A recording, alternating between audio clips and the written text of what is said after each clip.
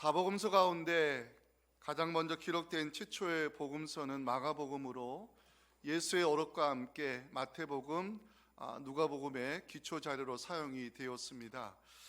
마가복음의 전체 흐름을 보면 한 가지 질문이 중심을 이루고 있는데, 예수는 과연 누구인가에 대한 질문입니다. 마가는 이 질문에 대한 답을 선언과 고백으로 제시하고 있습니다. 복음서의 문을 여는 마가복음 1장 1절은 선언으로 시작하고 있습니다. 중요한 말씀입니다. 함께 읽어봅니다. 하나님의 아들 예수 그리스도의 복음의 시작이라. 마가복음은 한 백부장의 고백으로 마무리되고 있는데, 마가복음 15장 39절 보시면 예수를 향하여 섰던 백부장이 이렇게 고백합니다. 이 사람은 진실로 하나님의 아들이었도다.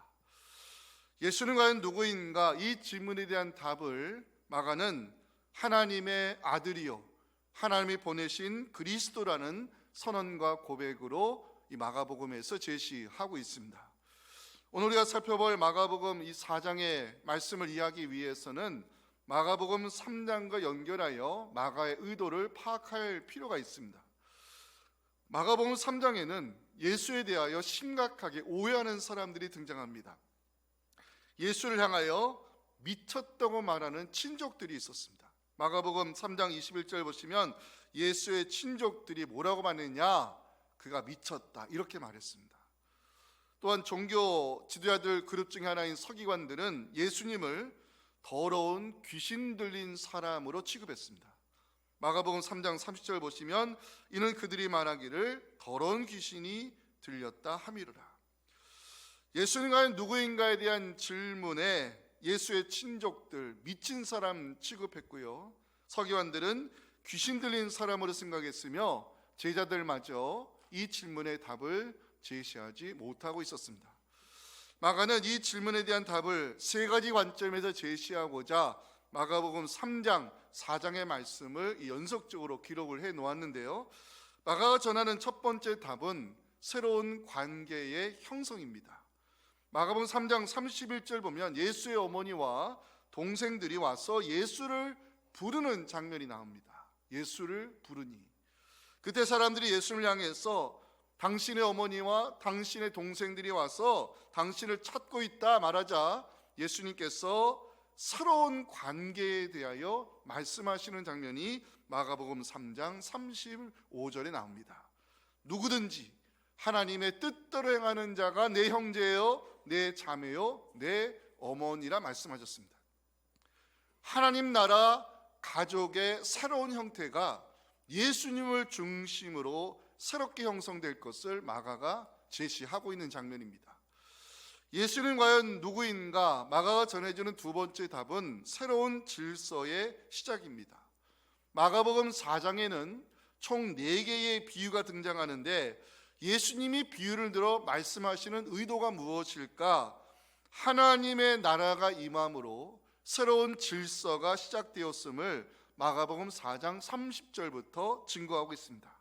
우리가 하나님의 나라를 어떻게 비교하며 또 무슨 비유로 하나님의 나라를 나타낼까? 겨자씨 하나과 같은데 땅에 심길 때에는 땅의 모든 씨보다 작지만 심긴 후에는 그 하나님의 나라가 자라서 모든 풀보다 커지며 모든 새들이 깃들일 만큼 하나님 나라가 확장될 것을 주님께서 말씀했습니다. 예수는 과연 누구인가? 이 질문에 마가가 전해주는 마지막 세 번째 답은 오늘 본문에 나오는 사건에서 찾아볼 수 있습니다. 예수님이 말씀 사역을 마치시고 새로운 사역지로 이동하고자 배를 타셨을 때 해가 저물었습니다. 인성을 가지고 오신 예수님, 하루 사역을 마치시고 배에 오르셨을 때 피곤하셔서 주무셨습니다. 그때 큰 광풍이 불어 배가 위기 상황에 놓이게 되었고 제자들 급히 주님을 깨우는 장면이 37절과 8절에 기록이 되어 있습니다. 큰 광풍이 일어나며 물결이 배에 부딪혀 들어와 배에 가득하게 되었더라. 예수께서는 고물에서 배를 베고 주무시더니 제자들이 깨우며 이르되 선생님이여 우리가 죽게 된 것을 돌보지 아니하시나이까. 잠에서 깨어난 예수님, 바람을 꾸짖으시고 바다를 향해 명령하심으로 혼돈의 상황이 정리되는 장면이 오늘 39절에 나오고 있습니다. 예수께서 깨어 바람을 꾸짖으시며 바다더러 이르시되 잠잠하라 고요하라 하시니 바람이 그치고 아주 잔잔하여지더라. 예수님께서 두려워하는 제자들에게 왜 이렇게 무서워하느냐, 아직도 믿음이 없느냐 말씀하시는 장면 40절에서 볼 수 있습니다. 어찌 이렇게 무서워하느냐, 너희가 어찌 믿음이 없느냐. 베드로와 안드레, 야고보, 요한 모두 갈릴리 어부 출신으로 이 광풍의 위력을 잘 알고 있었고 바다의 위험도 알고 있었습니다. 그런데 예수님의 그 꾸짖음과 명령으로 혼돈의 상황이 정리되는 것을 보면서 새로운 두려움을 느끼게 되었고, 예수님은 누구인가에 대한 질문을 던지며 이 본문의 사건이 마무리되고 있습니다. 오늘 설교 제목이 마지막 41절에서 나왔는데 함께 읽고 오늘 메시지 나누겠습니다. 시작. 그들의 심히 두려워하여 서로 말하되 그가 누구이기에 바람과 바다도 순종하는가 하였더라. 아멘. 예수님은 과연 누구인가? 마가는 이에 대한 답으로 예수님을 중심으로 하나님 나라 가족의 새로운 형태가 등장할 것이다. 또한 예수님의 공생의 사역으로 하나님의 나라가 임하여 새로운 질서가 이 땅에 세워질 것이다. 그리고 이 사건을 통해서 새로운 두려움의 대상으로 마가는 예수 그리스도를 제시하고 있습니다. 그가 누구이기에 이 질문에 대한 답을 오늘 본문의 말씀 속에 함께 찾으며 말씀의 은혜를 나누겠습니다. 첫째 메시지 함께 읽어봅니다. 시작. 예수님은 모든 것을 다스릴 수 있는 권능을 가지고 계십니다. 예수님이 새로운 사역지로 이동하고자 배를 타셨을 때 피곤하여 주무셨습니다. 그런데 그때 위기 상황이 찾아옵니다. 37절 보시면 큰 광풍이 일어났다 그러는데 이 광풍이 어느 정도였을까? 요나서 1장 4절 띄워주시면 여호와께서 큰 바람을 바다 위에 내리심에 바다 가운데에 큰 폭풍이 일어나 배가 거의 깨지게 된지라. 요나가 경험했던 폭풍과 오늘 37절에 나오는 광풍이 히브리 성경이나 헬라어로 보면은 그 단어의 그 의미가 동일합니다. 예수님이 타신 배가 거의 깨어질 정도의 큰 광풍이었다는 것입니다. 제자들의 반응은 어떠했을까? 다급한 마음에 주무시는 주님을 깨우는 장면이 이 38절에 나오는데 제자들이 깨우면서 뭐라고 말했느냐? 선생님, 우리가 죽게 된 것을 왜 돌보지 아니하십니까?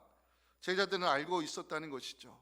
갈릴리 어부 출신 제자들, 헐몬산에서부터 요단계곡 방향으로 이상 기류가 흐르면 갈릴리 호수에 배가 뒤집힐 정도의 큰 광풍이 갑자기 일어나는 것을 알고 있었습니다. 제자들 당황한 마음에 주님을 깨우기 시작하는데 뉘앙스가 좀 이상합니다. 38절 마지막 보시면 선생님이여 우리가 죽게 된 것을 돌보지 아니하시나이까? 헬라어 원문으로 보면 격앙된 목소리, 흥분하여 따지는 목소리로 되어 있습니다. 더군다나 제자들 예수를 향하여 퀴리어스, 주라 부르지 않고 선생님이라 부르면서 예수님이 어떤 분인지 알지 못하는 무지를 보여주고 있습니다. 제자들 때문에 깨어나신 예수님, 그 상황에서 어떻게 하셨을까? 39절이 중요한데 함께 읽어봅니다. 시작. 예수께서 깨어 바람을 꾸짖으시며 바다더러 이르시되 잠잠하라 고요하라 하시니 바람이 그치고 아주 잔잔하여지더라. 39절에서 제일 중요한 단어가 나옵니다. 꾸짖다는 단어입니다. 이 꾸짖다는 단어가 왜 중요한가? 이 꾸짖다는 동사가 예수님을 주어로 사용될 경우에 복음서에서는 메시아의 기적으로 나타났기 때문입니다. 자, 마가복음 1장 25절 26절 보여드리겠습니다. 예수님이 더러운 귀신을 향해 꾸짖었습니다. 잠잠하고 그 사람에게서 나오라 꾸짖으니까 더러운 귀신이 그 말씀의 권위에 순종하며 큰 소리를 지르며 그 사람에게서 나오는 장면입니다. 예수님께서 누워있는 이 베드로의 장모를 찾아가 꾸짖으셨을 때 열병이 떠나가는 기적이 일어났음을 이 누가복음 4장 38절부터 기록하고 있습니다.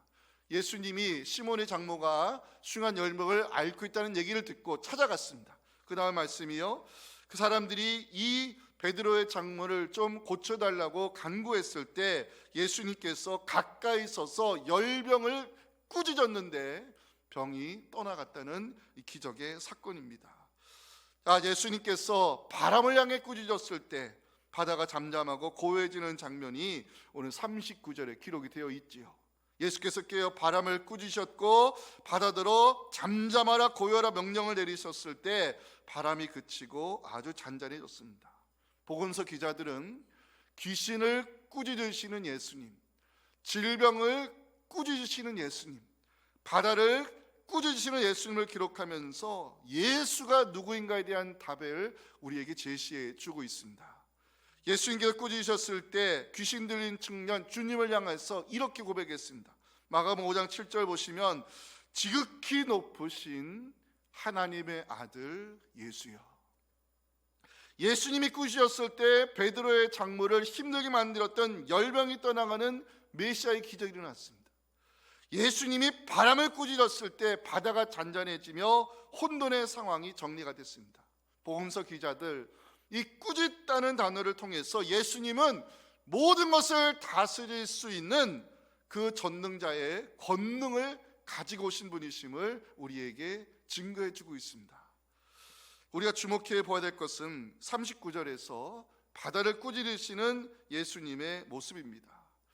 구약 성경에서 바다는 혼돈의 장소로 알려져 있는데 이 바다의 광풍, 이거를 다스릴 수 있는 분은 구약의 여호와 하나님밖에 없음을 시편 107편 28절 29절에서 우리에게 보여주고 있습니다. 이에 그들의 고통 때문에 여호와께 부르짖음에 그가 그들의 고통에서 그들을 인도하여 내시고 광풍을 고요하게 하사 물결을 잔잔하게 하시는 분이 구약의 여호와 하나님이라고 이 성경이 우리에게 보여주고 있습니다.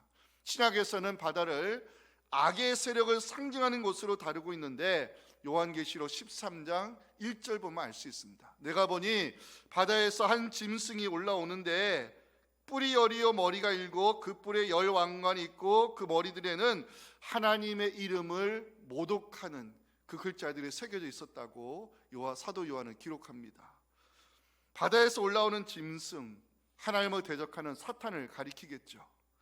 바다가 악한 세력을 상징적으로 보여주는 것은 37절에 물결이 부딪혀 배에 들어와 이 구절 때문입니다. 물결이 부딪혀 배에 들어와 헬라어 성경을 보면 여기에 미완료 시제가 사용이 됐습니다. 물결이 한두 번 친 것이 아니라 계속해서 배를 때리고 있었다는 것입니다. 예수님의 사역을 방해하기 위해서 악한 세력들이 바다의 그 광풍을 이용해 가지고 예수님이 타고 계신 배를 뒤집으려 했다는 것입니다. 중요한 것은 주님은 바람과 바다를 꾸짖으심으로 혼돈의 상황을 말씀의 능력으로 정리하셨다는 사실입니다. 설교를 준비하는 가운데 복음서 기자들이 꾸짖다는 단어를 통해서 우리에게 세 가지 메시지를 선포하고 있음을 알게 되었습니다. 첫째는 예수님이 이 땅에 오신 이유가 무엇이냐. 예수님이 이 땅에 오신 이유는 귀신 악한 영을 멸하기 위해 오셨음을 마가복음 1장 24절에서 우리에게 보여주고 있습니다. 나사렛 예수여 우리가 당신과 무슨 상관이 있나이까? 귀신이 말하는 장면입니다. 우리를 멸하려 왔나이까? 나는 당신이 누구인 줄 아노니 하나님의 거룩한 아들이십니다. 더러운 귀신을 쫓아낼 수 있는 분, 악한 영을 쫓아낼 수 있는 분, 하나님이 보내신 거룩하신 아들 예수 그리스도만이 할 수 있는 메시아의 사역입니다. 그 예수님이 꾸짖으셨을 때 군대의 귀신들도 돼지에게 들어가 몰사당하는 장면이 누가복음 8장 33절에 나오고 있죠. 귀신들이 그 사람에게서 나와 돼지에게로 들어가니 그 군대 귀신들이 몰사당하는 장면입니다. 사랑하는 성도 여러분, 예수님이 꾸짖으시면 악한 영이 떠나가는 줄 믿으시기 바랍니다. 우리가 그 예수의 이름의 권세를 믿고 선포하면 어떤 귀신도 예수의 이름 앞에 무릎 꿇고 떠나가는 것이 성경이 우리에게 약속하신 메시아의 능력입니다. 두 번째, 이 꾸짖다는 단어를 통해 복음서 기자들이 전하는 메시지는 지금도 예수의 이름을 믿고 기도하면 치유의 기적이 일어날 수 있다는 메시지를 전하고 있습니다. 복음서 기자들 예수님의 꾸짖으심으로 베드로 장로의 열병이 떠나갔음을 우리에게 분명히 보여주고 있습니다. 지난 1월 토음가족 기도회 시간에 첫 번째 치유 집회가 열리고 많은 성도님들이 새벽을 깨어 나와서 우리 환원들을 위한 중보기도회에 영적인 힘을 모아 주셨습니다.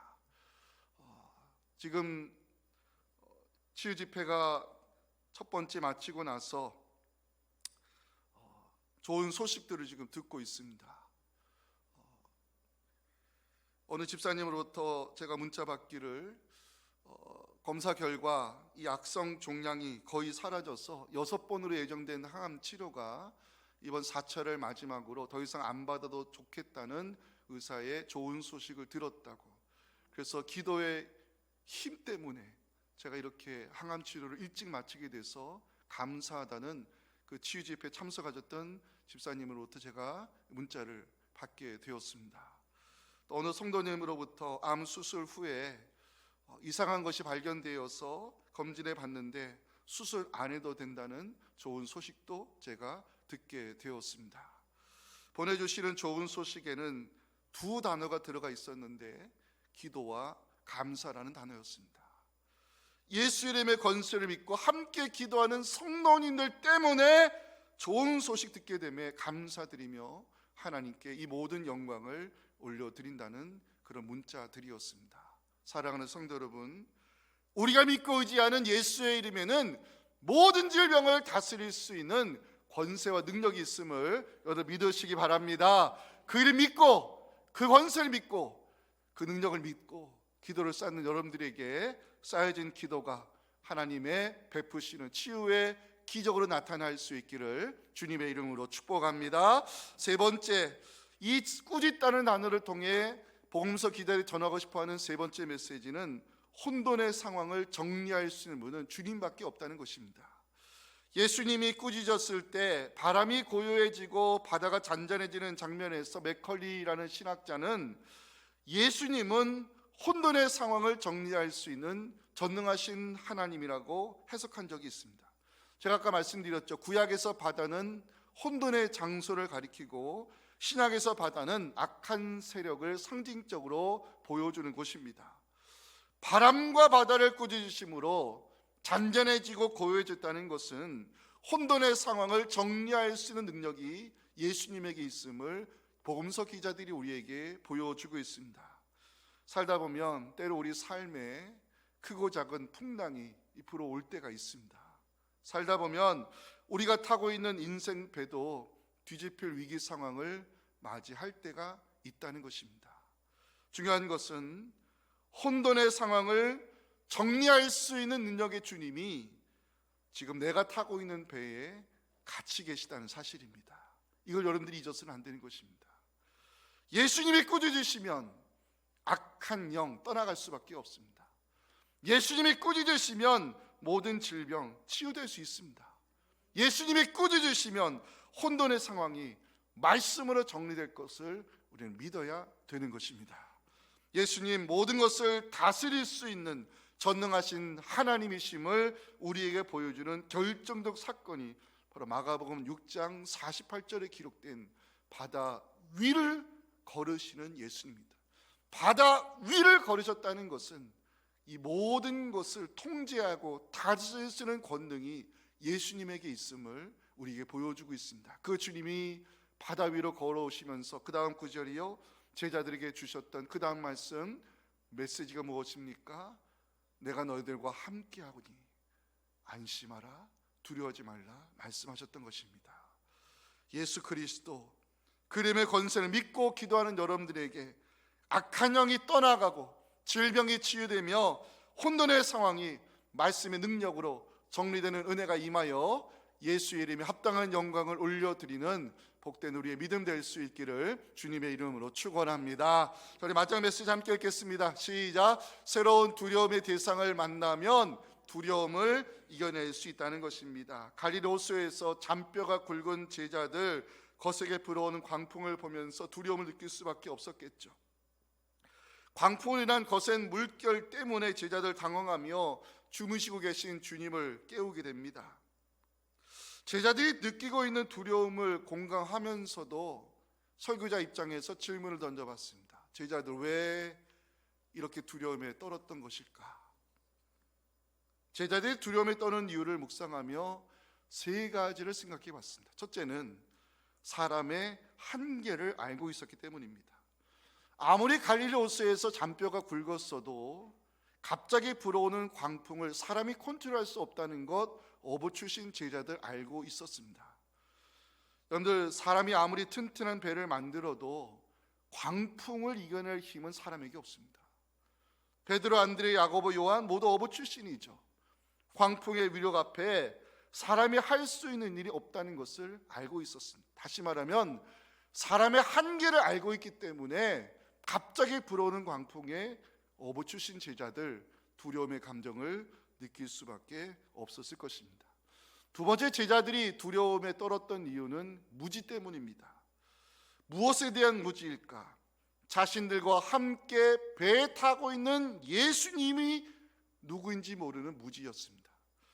예수님의 깨어나심으로 바람과 바다를 말씀으로 모든 상황을 정리하고 난 후에 제자들을 책망하시는 말씀이 40절에 기록이 되어 있습니다. 뭐라고 책망하셨을까요? 어찌하여 이렇게 무서워하느냐? 너희가 어찌 믿음이 없느냐? 이 구절을 다른 사본에서는요, 아직도라는 단어가 여기 들어가 있어요. 너희가 아직도 믿음이 없느냐? 주님은 그렇게 제자들을 책망하셨어요. 그 이유가 뭘까요? 제자들은 이미 예수님의 권능을 체험한 사람들이었기 때문입니다. 예수님이 꾸짖었을 때 더러운 귀신이 떠나가는 장면을 보면서 제자들이 했던 말이 있어요. 마가복음 1장 27절 보시면 다 놀라 서로 물어 이르되, 제자들이 이렇게 말합니다. 권위 있는 새 교훈이로다. 더러운 귀신들에게 주님이 말씀으로 명한즉 이 악한 년들이 순종하며 떠나가는 것을 보면서 예수님의 말씀에는 권위가 있다. 이거를 제자들이 직접 말했어요. 두 번째, 예수님이 꾸짖었을 때 장모의 열병이 떠나가는 치유의 기적을 목격한 사람이 바로 제자들의 그룹을 대표하는 베드로였습니다. 제자들, 나병 자를 깨끗하게 하시고 중풍병자에게 제사함의 권세를 선포하시는 주님을 직접 보았습니다. 자, 그런데 제자들, 현실의 파도 앞에 마음이 무너지면서 말씀의 권위, 메시아의 능력, 하나님의 권세를 가진 예수님이 자신들이 타고 있는 배에 함께하고 계심을 알지 못하는 무지를 우리에게 보여주고 있다는 것이죠. 사랑하는 성도 여러분, 우리가 타고 있는 인생 배에 주님이 함께하고 계심을 믿으시기 바랍니다. 주님이 타고 계신 배는 광풍이 불어올 수는 있어도 뒤집어지지는 않습니다. 왜? 세상의 현실의 광풍이 아무리 크다 할지라도 주님을 뒤집을 수 있는 광풍은 없는 것입니다. 이 혼돈의 상황을 말씀의 능력으로 정리할 수 있는 분, 하늘의 권능을 가지고 계신 분, 그분이 우리 인생 배에 함께하고 계심을 믿으시기 바랍니다. 세 번째로 제자들 왜 두려워했을까? 의심 때문입니다. 38절 마지막 보시면 제자들이 예수님께 뭐라고 말했죠? 선생님, 우리가 죽게 된 것을 왜 돌보지 아니하십니까? 제자들이 두려움의 노예가 된 이유가 있습니다. 주님이 우리를 돌보지 아니하신다는 의심 때문입니다. 의심은 믿음의 부재 때문이요, 두려움은 믿음의 부족 때문이라 그랬습니다. 마가복음에서 믿음이란 단어의 반대는 두려움이라는 단어로 나타납니다. 회당장 야이로가 딸이 죽었다는 절망의 소식 들었을 때 주님 뭐라고 말씀하는지 아십니까? 마가복음 5장 36절 우리에게 들려주시는 복음입니다. 함께 읽겠습니다. 예수께서 그 하는 말을 곁에서 들으시고 회당장에게 이르시되 두려워하지 말고 믿기만 하라, 이 말씀을 주셨어요. 두려움, 믿음의 부족 때문에 생겨나는 마음의 잡초입니다. 제자들이 두려움에 빠지게 된 이유, 주님이 우리를 돌보지 아니하신다는 의심이 들었을 때 두려움의 노예가 될 수밖에 없었습니다. 저는 이번 설교 준비하면서 참 위로를 받았던 말씀이 있는데 39절 말씀 묵상하면서 주님은 언제나 우리의 연약함을 이해하시고 우리를 돌보신다는 진리를 깨닫게 되었습니다. 잘 보세요. 예수님이 깨어 일어나자마자 뭐 하셨죠? 예수님이 깨어 일어나자마자 왜 이렇게 무서워하느냐, 왜 아직도 믿음이 없느냐라고 제자들을 책망한 일이 먼저가 아니고, 주님이 깨자마자 한 일은 뭐냐면 이 혼돈의 상황을 먼저 꾸짖으심으로 정리해 주셨다는 거. 이게 중요해요. 예수님은 깨자마자 믿음 없는 제자들을 책망하지 않으셨어요. 예수님은 책망 대신에 제자들의 연약함을 이해하시고 혼돈의 상황을 말씀으로 먼저 정리해 주셨어요. 예수님은 우리의 부족함, 우리의 연약함, 우리의 넘어짐을 이해하시고 언제나 세심한 손길로 우리를 돌보시는 좋으신 하나님이심을 여러분 믿으시기 바랍니다. 제자들 혼돈의 상황을 말씀으로 다스리시는 예수님을 보면서 그가 누구이기에 바람과 바다도 순종하는가 심히 두려워했다고 41절은 기록하고 있습니다. 함께 읽겠습니다. 시작. 그들이 심히 두려워하여 서로 말하되 그가 누구이기에 바람과 바다도 순종하는가 하였더라. 아멘. 헬라어 성경에는요, 이 그들이 심히 두려워했다는 이 구절이 헬라어 원문에서는 거대한 두려움으로 인하여 제자들이 두려워했다라고 이렇게 기록을 하고 있어요. 새로운 두려움의 대상이 나타났다는 거예요. 새로운 차원의 두려운 존재가 나타났다는 것입니다. 우리가 안고 있는 두려움, 우리가 안고 있는 이 불안은 능력과 권세를 가지신 주님을 경외하는 믿음을 가질 때 우리가 안고 있는 두려움이 덮어진다는 것을 성경은 우리에게 마지막 메시지로 전해주고 있습니다. 사랑하는 성도 여러분, 여러분들에게 질문을 던지며 오늘 설교 마칩니다.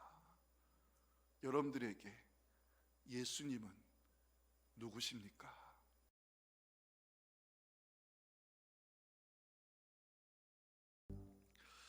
지금은 내가 타는 인생배에 함께 하셔서 모든 풍랑을 말씀으로 정리해 주시고 다스려 가시는 우리 구주 예수님의 은혜와 하나님 아버지의 크신 사랑과 성령의 함께 하심이 오늘 들려주신 이 귀한 메시지를 가슴에 새기며 때로 내가 타고 있는 인생배가 풍랑으로 위기 상황에 처한다 할지라도 주님이 나와 함께 하시기에 주님이 타신 배는 결코 뒤집어지지 않으며 말씀으로 모든 혼돈의 상황을 정리해 주실 그 주님의 역사를 기대하며 살아가기 원하는 사랑하는 모든 성도들의 이 삶의 여정과 또 가정의 기도 제목들, 이 겨울사계에 참여하는 모든 우리 차세대 비전 마을 우리 자녀들의 그 믿음 위에 지금부터 영원토록 함께 하시기를 간절히 축원하옵나이다. 아멘.